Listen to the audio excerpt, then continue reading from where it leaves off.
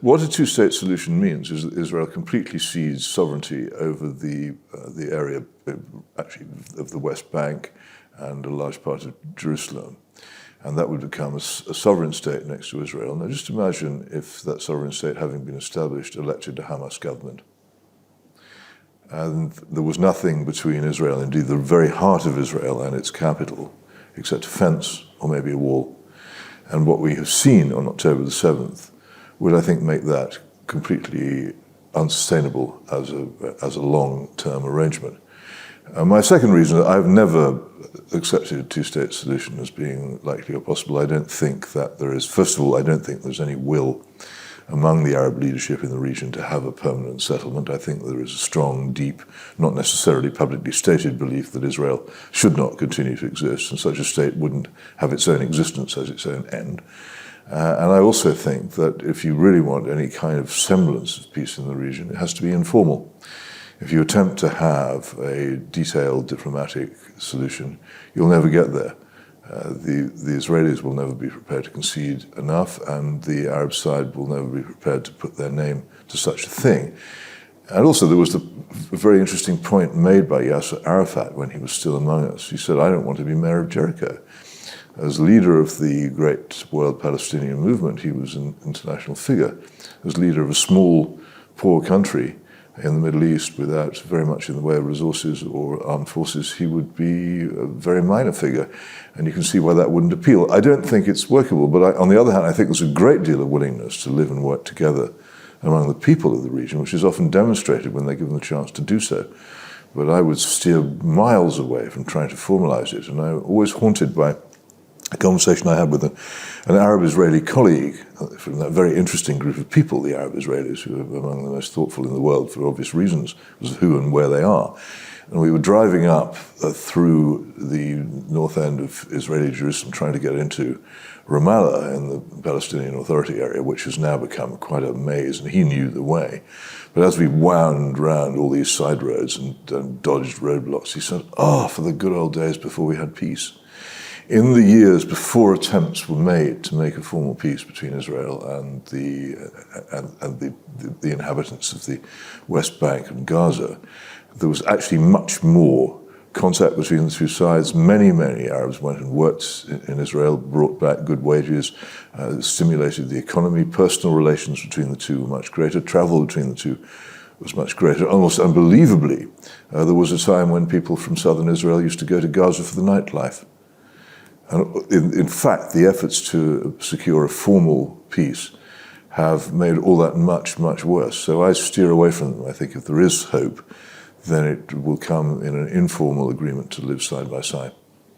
What's given Hamas then the leverage to, if you like, so turn, it seems, many Palestinians into supporters of Hamas rather than that willingness to cooperate? Because it is noteworthy that many Arabs work and have jobs, or have had, in Israel. They have had. There are Arab members of the Israeli parliament. We forget that it is the only democracy in the area.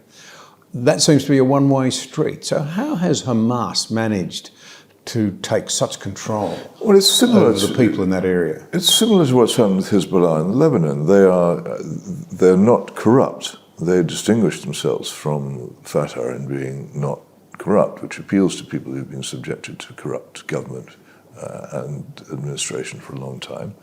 And they run welfare services along with their activities. They're very clever politicians. And that's how they've gained the support they have done.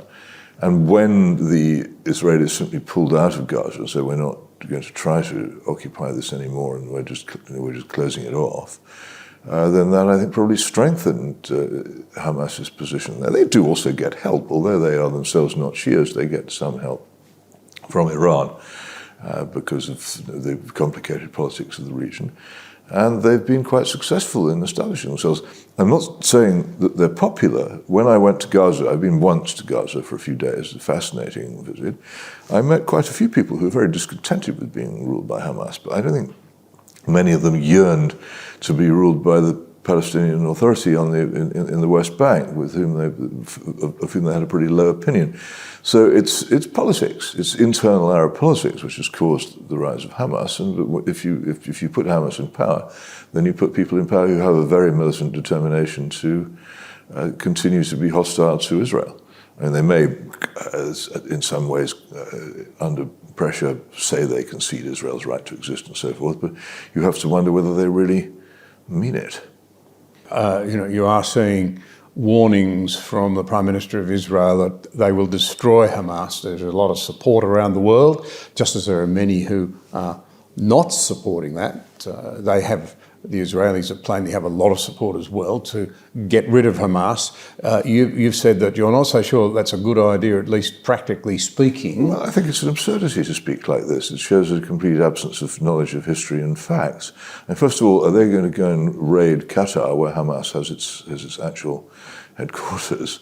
If they can't do that, then they can't destroy it. Also, have none of them ever watched that great film, The Battle of Algiers, in which the French are depicted, I think quite accurately, by Gilles Pontecorvo in a film which everybody should watch, trying to suppress the Algerian independence movement, and using all the methods of violence, and indeed worse, of torture, all the most extreme methods which powerful Western nations have tried to use against such opponents, and appearing to succeed, and ultimately failing completely, because you might be able physically to destroy leadership, and you might be able physically to destroy their armed wing for a while. But if you can't destroy the forces which have brought them into being, and if they continue to have, as of course the Algerian FLN did, backing from outside, then they will recover and they will come back to fight you again. This idea of eradication seems to me to be a fantasy which could only be entertained by someone who didn't know anything.